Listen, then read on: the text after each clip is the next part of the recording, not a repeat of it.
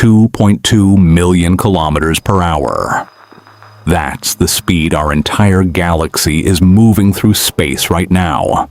Not from the expansion of the universe, but from something pulling it, something massive, something we cannot see. For decades, astronomers assumed the Milky Way's motion could be explained by the expected drift of cosmic expansion. Then, in the 1970s, they found an anomaly. Galaxies across an enormous stretch of the sky were all drifting in the same direction, faster than they should. Something with the gravitational pull of 1 billion suns was hiding behind our own galaxy's disk, and we had almost no way to look at it directly. They named it the Great Attractor. And even now, with satellites, X-ray telescopes, and decades of mapping, we still don't have a complete picture of what it actually is. This is the story of how astronomers found something enormous by realizing they couldn't see it, and what that invisible mass tells us about our place in the universe. To understand how strange this discovery was, you need to understand what astronomers expected to see. By the mid-20th century, the expansion of the universe was well established. Galaxies move apart from each other as space itself stretches. The further away a galaxy is, the faster it appears to recede. This relationship, discovered by Edwin Hubble, became one of the most reliable tools in cosmology. Measure a galaxy's redshift, and you could calculate its distance. But in the late 1970s, a group of astronomers doing exactly that noticed something odd. A set of galaxies wasn't just receding due to expansion. They had an additional velocity layered on top of it. A peculiar motion, pulling them sideways relative to the expected flow. At first, this looked like a measurement error. Sky surveys were imprecise, and peculiar velocities were notoriously hard to isolate from cosmic expansion. But the anomaly kept showing up. Galaxy after galaxy, cluster after cluster, all pointing toward the same patch of sky. By the early 1980s, a team led by astronomer Alan Dressler had mapped enough of these galaxies to notice the pattern wasn't random. Everything in a broad region of the local universe was being pulled toward a single point, a point that, from Earth's perspective, sat almost directly behind the plane of our own galaxy. That location is where the story gets difficult. Because the Milky Way's disk is thick with dust, gas, and billions of stars.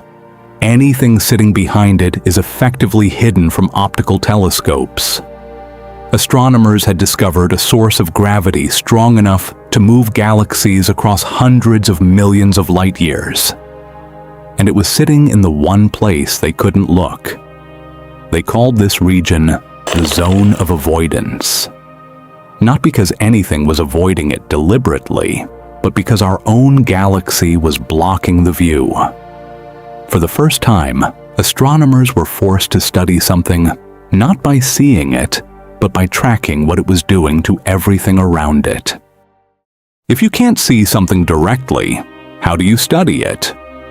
The answer came from switching wavelengths. Visible light gets absorbed and scattered by the dust in our galaxy's disk, but other forms of radiation pass through more easily. Infrared light and X-rays can travel through interstellar dust with far less interference, and by the 1990s, astronomers began using exactly these tools to peer through the zone of avoidance for the first time. What they found was a supercluster, an enormous concentration of galaxies now known as the Norma Cluster, sitting roughly 250 million light-years away.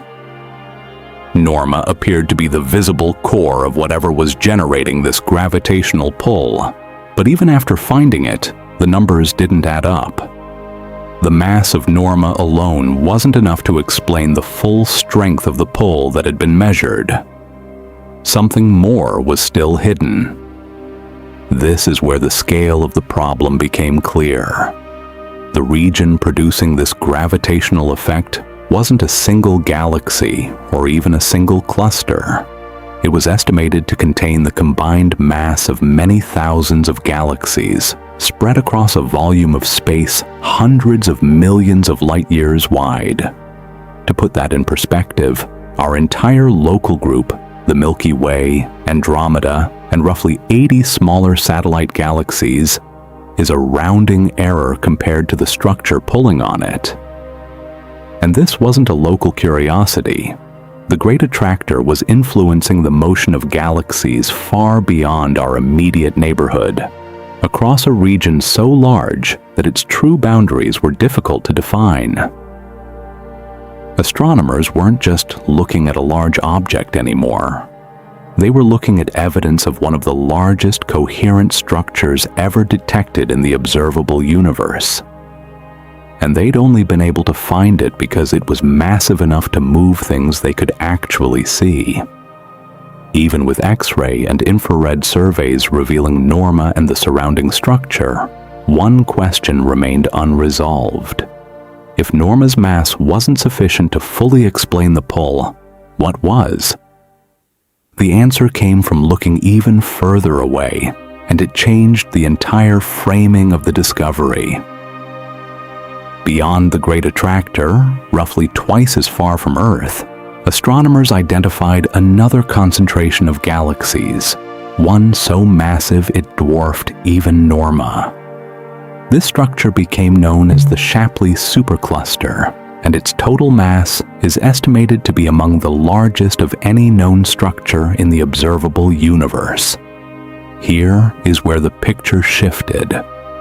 Instead of the Great Attractor being the final destination of our galaxy's motion, newer data suggested it might be a waypoint, a large structure caught in the gravitational field of something even larger behind it. Some models now propose that the Great Attractor and the Milky Way alike are both being drawn toward the Shapley Supercluster, with the attractor acting almost like a gravitational stepping stone along the way. This reframes the entire discovery. What began as an anomaly in galaxy velocities turned out to be a signature of nested structure. Attractors within attractors, mass concentrations pulling on mass concentrations, stretching out across hundreds of millions of light years.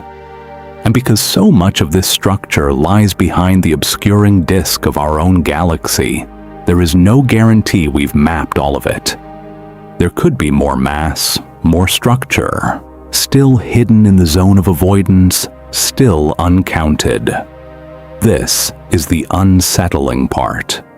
The universe's large-scale structure isn't something we've fully charted. It's something we're inferring from motion, from the fact that things are moving in ways that only make sense if something enormous is out there, whether or not we can currently see it. The Great Attractor was found because it was strong enough to leave a fingerprint on the galaxies around it. There may be other structures out there leaving no fingerprint at all, simply because nothing nearby is close enough or aligned correctly to reveal them. Here's what all of this adds up to. Our galaxy is not sitting still. It has never been sitting still. Along with the local group, along with the Virgo supercluster we belong to, we are being carried through space at enormous speed, toward a structure whose full extent still isn't completely known, which may itself be falling toward something even larger. This motion will continue for timescales that are almost impossible to relate to human experience. The pull toward the Great Attractor and the larger structures beyond it plays out over hundreds of millions to billions of years. No human being, no civilization will ever witness where this motion ultimately leads. We only know it's happening because we can measure its effects on galaxies far beyond our own. There's something worth sitting with in that.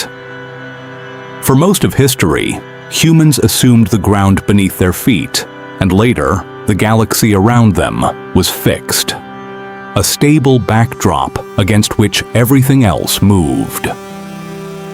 What the Great Attractor revealed is that the backdrop itself is in motion, pulled by forces largely hidden from view, embedded in a structure so vast that even our most powerful telescopes only see part of it.